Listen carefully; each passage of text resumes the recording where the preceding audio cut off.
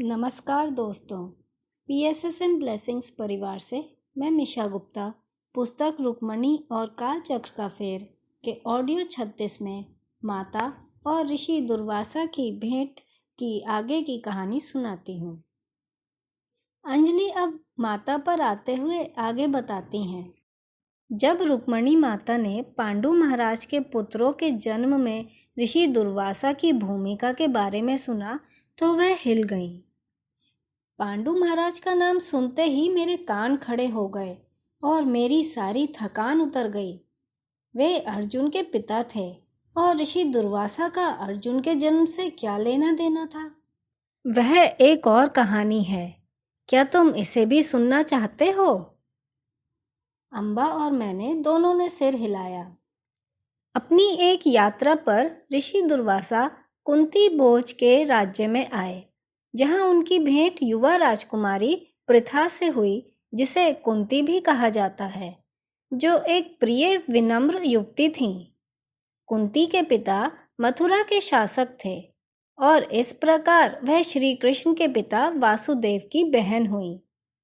कुंती और वासुदेव की माता एक नागा महिला थीं। एक नागा एक अर्ध दिव्य जाति है जो या तो मानव या सर्प रूप ग्रहण कर सकते हैं। जब कुंती छोटी थी तो उनके पिता ने उन्हें अपने निसंतान चचेरे भाई कुंती भोज द्वारा पाले जाने की अनुमति दी और वहीं वह बड़ी हुई। तो वास्तव में वह श्री कृष्ण की बुआ हैं, जो उनके बच्चे 5 पांडवों के भाई हुए। ऋषि दुर्वासा को गहरी तपस्या में रहने के दौरान उनकी देखभाल करने के लिए किसी की आवश्यकता थी। इसलिए उन्होंने राजा से पूछा कि क्या कुंती कुछ समय के लिए यहाँ सेवा प्रदान कर सकती हैं। कुंती ने इसे अपना सम्मान समझा और मान गईं। उन्होंने उनकी ईमानदारी से सेवा की और जब उनकी तपस्या समाप्त हो गई तो वह घर लौट आईं। परंतु उनके घर लौटने से पहले ऋषि दुर्वासा ने उनको एक विशेष मंत्र दिया जो देवताओं का आवाहन करके उन्हें संतान पैदा करने में सक्षम बनाता। उन्होंने पहले ही देख लिया था कि बच्चे पैदा करना उनके भविष्य के विवाह में एक समस्या होगी। मेरा मानना है कि वह कृष्ण ही थे जिन्होंने ऋषि के मन में इस तरह से आशीर्वाद देने का विचार डाला। कुछ साल बाद कुंती ने पांडु से विवाह कर लिया। उनकी कोई संतान नहीं थी। पांडु ने फिर दूसरा विवाह किया, परंतु तब भी कोई संतान नहीं हुई।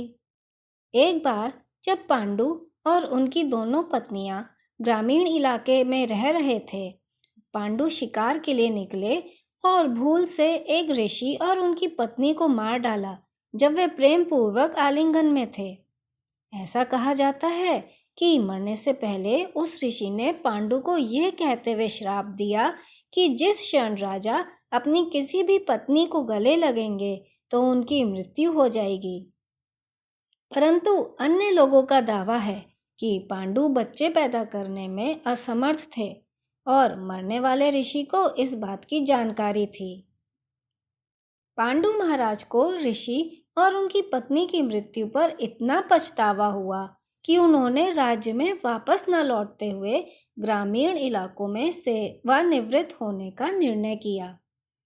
तभी उनके अंधे भाई ने अपनी जिम्मेदारी संभाली और अस्थायी राजा बन गए। साल बीत गए और उनकी पत्नियों के अभी भी कोई संतान नहीं थी। तब कुंती को ऋषि दुर्वासा से मिले आशीर्वाद की याद आई। मंत्र को सक्रिय करने के लिए उन्होंने और उनके पति ने तीव्र तपस्या की अवधि में प्रवेश किया। पिछले जन्मों के ध्यान के कारण कुंती ने जबरदस्त यौगिक क्षमताएं प्राप्त की थीं, जो तब तक छिपी हुई थीं।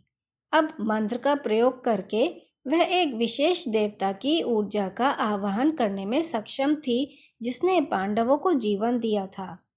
उन्हें उस देवता पर बहुत गहनता से ध्यान केंद्रित करना था। यह ज्ञात नहीं है कि कुंती ने गर्भ धारण कैसे किया, क्योंकि पांडु उन्हें मरे बिना स्पर्श नहीं कर सकते थे। गूढ़ यौगिक प्रथाओं को गुप्त रखा जाता है ताकि उनका दुरुपयोग न हो। इसलिए हम कभी नहीं जान सकते कि उनके पुत्रों का गर्भधारण आखिर कैसे हुआ। जैसे कि माता ने एक बार मुझे समझाया था, कुंती एक रहस्य के साथ रहती थीं। ऋषि दुर्वासा की देखभाल छोड़ने के बाद उन्होंने एक गलत कदम उठाया था, जिससे वह झूठी हो गईं और इससे उन्हें बहुत पीड़ा हुई।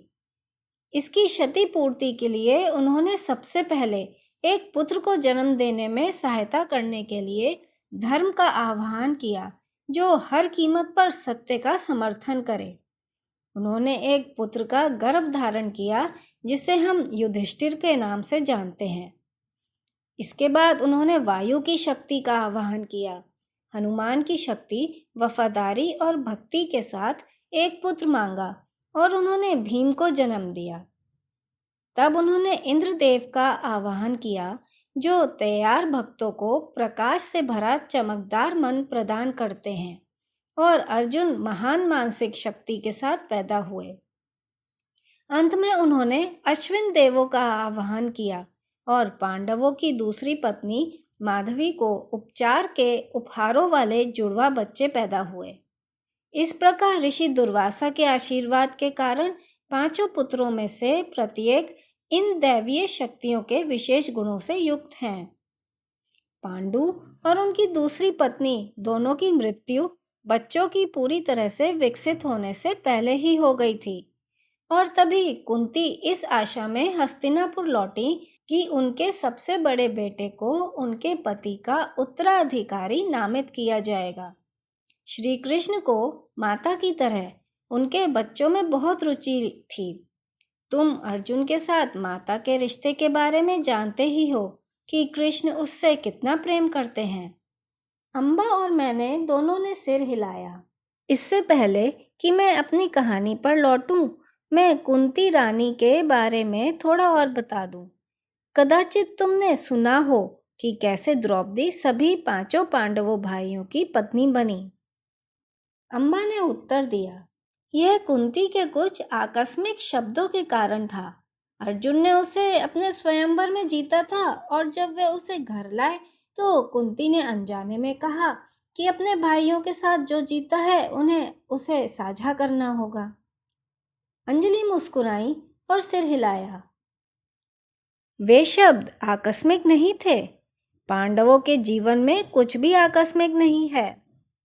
कुंती अपने पुत्रों के सामने आने वाले खतरों को जानती थी, जैसा कि उनके चचेरे भाई उन्हें विभाजित करने का प्रयास करेंगे, एक दूसरे के विरुद्ध लड़ेंगे। वह बूढ़ी हो रही थी और अनुभव कर रही थी कि उनकी शक्ति कम हो रही है। उन्होंने भाइयों को एकजुट रखने के लिए कड़ी मेहनत की थी, और जब उन्हें पता चला कि द्रौपदी का जन्म अग्निदेव के आशीर्वाद से हुआ था और उसने अपनी इच्छा और अग्नि की शक्ति को अपने भीतर धारण किया था, तो वह जानती थी कि द्रौपदी ही उनके पुत्रों को एकजुट रख सकती है और वे एकता से हर खतरे का सामना कर सकते हैं। वे यह जानती थीं कि द्रौपदी उन सभी से प्रेम करेगी। इसके अलावा उन्होंने अनुभव किया कि द्रौपदी को अपने भीतर की उग्रता को समाहित करने के लिए उन सभी की आवश्यकता थी। युधिष्ठिर के सम्राट बनने पर केवल वही पत्नी हो सकती थी। भीम की पूर्ण भक्ति से उसे निश्चित रूप से लाभ होगा, और उसने अर्जुन के कौशल की भी बहुत प्रशंसा की। जुड़वा बच्चों की कोमल सुखदायक ऊर्जा में उसकी उग्रता समाहित होगी, और सबसे बढ़कर वह एक दुर्लभ महिला थी जो परंपरा को तोड़ सकती थी और 5 पतियों के साथ सद्भाव बनाए रख सकती थी। इसलिए यह कुंती की इच्छा थी। कुंती एक बुद्धिमान महिला है। वह अच्छे से जानती थी कि वह क्या कर रही हैं। परंतु मैं माता और ऋषि दुर्वासा के बारे में अपनी मूल कहानी पर लौटती हूँ। जैसा कि मैंने कहा, जब माता ने ऋषि दुर्वासा द्वारा कुंती को दिए गए वरदान के बारे में सुना, जिससे उनके लिए बच्चे पैदा करना संभव हो गया, तो वह बहुत द्रवित हो गई। वह उनसे मिलना चाहती थीं, परंतु वह उनकी परीक्षा भी लेना चाहती थीं कि यह देखने के लिए कि वे वास्तव में सीता माँ के वचनों का पालन कर रहे हैं या नहीं। अपनी छिपी योजना की एक झलक पाने के बाद श्री कृष्ण ने ऋषि को यह कहते हुए द्वारका आमंत्रित किया कि उनकी पत्नी उनसे मिलना चाहती हैं। साधु ने तुरंत आमंत्रण स्वीकार कर लिया। दोस्तों, माता रुक्मणी कैसे ऋषि दुर्वासा की परीक्षा लेती हैं, ये जानेंगे अगली कड़ी में। धन्यवाद।